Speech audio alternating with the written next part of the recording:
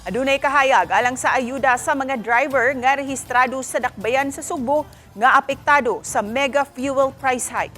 Kini ang gipasalig ni Mayor Nestor Archival, di niyang giklaro nga alang ra kini sa mga driver ug walay labot ang mga operators. Usa sa rekisito nga maka-avail sila sa ayuda, mao nga butante sila sa Cebu City.